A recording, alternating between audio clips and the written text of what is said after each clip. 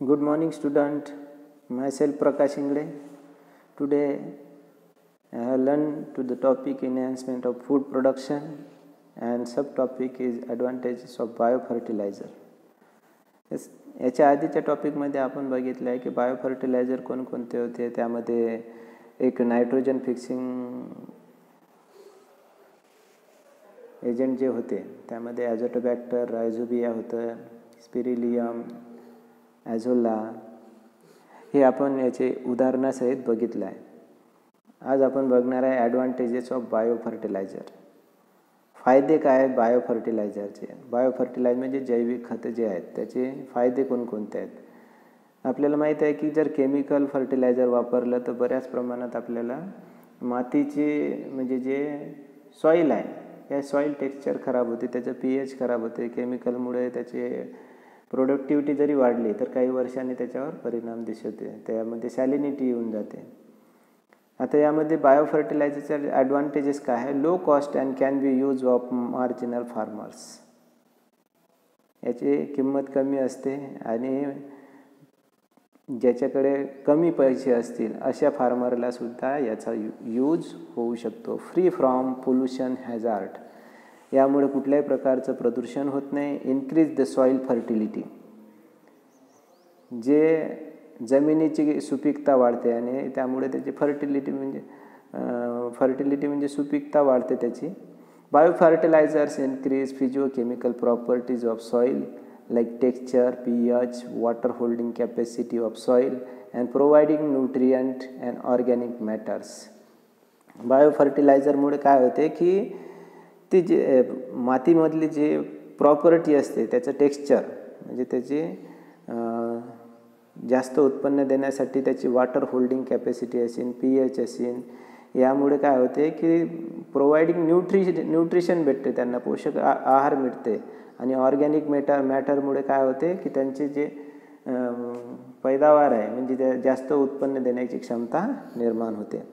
Azotobacter supply nitrogen and antibiotics in the soil. यापैकी जे Azotobacter आहे बायोफर्टिलायझर ते काय करते, सप्लाय नायट्रोजन आणि अँटीबायोटिक्स इन द सॉईल. त्याला नायट्रोजनही प्रोव्हाइड करते आणि अँटीबायोटिकही प्रोव्हाइड करते. ज्यामुळे जसे आपल्याला एखाद्या वेळेस आजारी पडलो आपण की आपण अँटीबायोटिक गोळ्या घेतो, तसंच हे ॲझोटोबॅक्टर जर ॲझोटोबॅक्टरचा जर सप्लाय दिला तर त्यामधून त्याला नायट्रोजन मिळेल. नायट्रोजन काय करेल, ते जमिनीमध्ये नायट्रोजन शोषून घेईन आणि एकदा नायट्रोजन शोषून घेतल्यामुळे तिथं काय होईल, आपोआपच त्याला न्यूट्रियंट मिळेल. न्यूट्रियंट मिळालं म्हणजे त्याची जी उत्पादकता आहे या उत्पादकतामध्ये मोठ्या प्रमाणात वाढ होऊन आपल्याला जास्त उत्पन्न मिळेल. हे आहेत ॲडव्हान्टेजेस ऑफ बायोफर्टिलायझर. पुढचं आहे त्याचं क्लासिफिकेशन ऑफ बायोफर्टिलायझर. जनरली जे क्लासिफिकेशन याचं जर वर्गीकरण केलं बायोफर्टिलायझर तर त्याचे 2 प्रकार पडतात.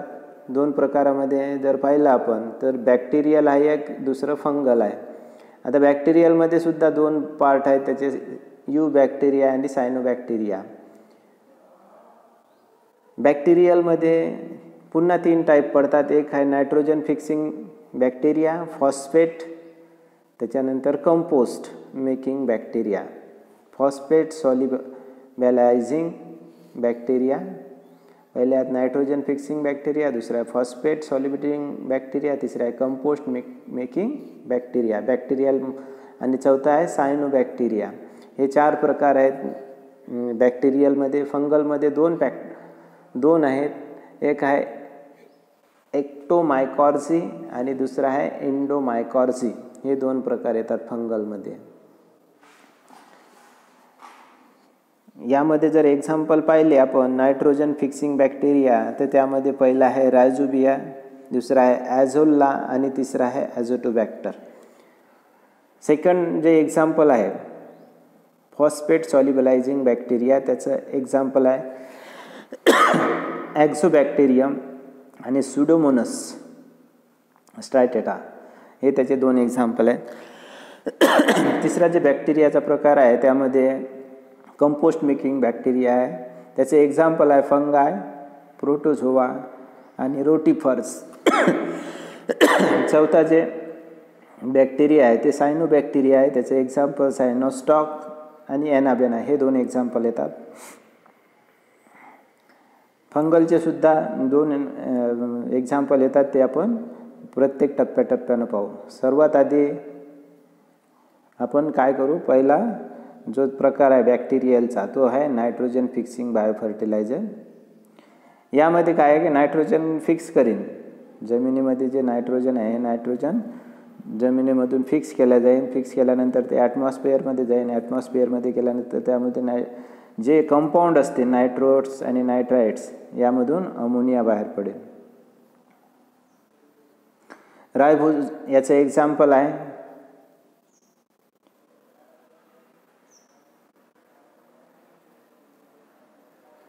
एक्झाम्पल आहे रायझोबिया, ॲझोला, नोस्टॉक आणि ॲझोटोबॅक्टर, हे त्याचे एक्झाम्पल्स आहेत. फॉस्फेट सॉल्युबलायझिंग बायोफर्टिलायझर, याचं एक सुडोमोनोस ट्रायटेटा ॲग्रोबॅक्टेरियम. तिसरं आहे कंपोस्ट मेटिंग. यामधून कंपोजिशन होईल, ब्रेकडाऊन ऑफ मायक्रोब्स होईल, ऑर्गॅनिक कंपाऊंड होईल त्यामधून तयार. आणि त्याचे एक्झाम्पल्स आहे बॅक्टेरिया, फंगाय, ॲक्टिनोबॅक्टेरिया आणि प्रोटोझोआ आणि रोटिफर्स, हे त्याचे एक्झाम्पल्स आहेत. चौथं जे आहे cyanobacteria as a biofertilizer. Cyanobacteria as a बायोफर्टिलायझरमध्ये एक्झाम्पल आहे ऑटोट्रॉपिक असिले, जे स्वतःच्यानं स्वतः तयार करतील. Autotrophic microbes and aquatic, terrestrial, free living असतील. हे नायट्रोजन फिक्सिंग असतील. एक्झाम्पल आहे ॲनाबिना आणि नोस्टॉक त्याचं. पाचवं जे आहे fungal biofertilizer, association with underground part like rhizomes and roots. हे फंगल बॅक्टेरिया बायोफर्टिलायझर काय करतील की जे जमिनीमध्ये पार्ट आहेत रायझोम्स आणि रूट्स याच्यासोबत ते असोसिएशन करतील, म्हणजे त्यांचे जवळपास येतील ते. नंतर जे सेकंड प्रकार आहे फंगल, त्याच्या एक्टोमायकॉर्झी. एक्टोमायकॉर्झीमध्ये आपल्याला increase the surface of area, root and accelerate water and nutrient uptake. एक्टोमायकॉर्झीमध्ये काय करते की increase surface area of root, म्हणजे जो मुळाचा जो भाग आहे तो इनक्रीज करते आजूबाजूचा परिसर. ॲक्सेलरेट वॉटर, आणि वॉटर शोषून घेण्याची क्षमता वाढते. न्यूट्रियंट अपटेक करते त्यामधून. Due to this plant growth and yield increase. एक्टोमायकॉर्झीमध्ये काय होते की जो सरफेस एरिया आहे रूटचा यामधून ते काय करते, पाणी शोषून घेते. पाणी शोषून घेतल्यानंतर ते तिचंच न्यूट्रियंट प्रोव्हाइड होते, शोषून घेते, आणि त्याच्यामुळे काय होते की ज्या झाडांना ते पोचते आणि त्यामुळेच त्याची उत्पादकता आपोआपच वाढते. एंडोमायकॉर्झीमध्ये काय होते, ते plant which VAM grow luxuriantly रिएंटली and less irrigated land and also less supply of chemical fertilizer. जे एंडोमायकॉर्झी आहे, एंडोमायकॉर्झीमध्ये काय होते की जिथं पाण्याचं प्रमाण कमी आहे अशा ठिकाणी सप्लाय केले जाते केमिकल फर्टिलायझरचा, लेस सप्लाय केले जाते केमिकल सप्लायरचा. It help to conversion of less production yield for more productive field. या एंडोमायकॉर्झीमुळे काय होते की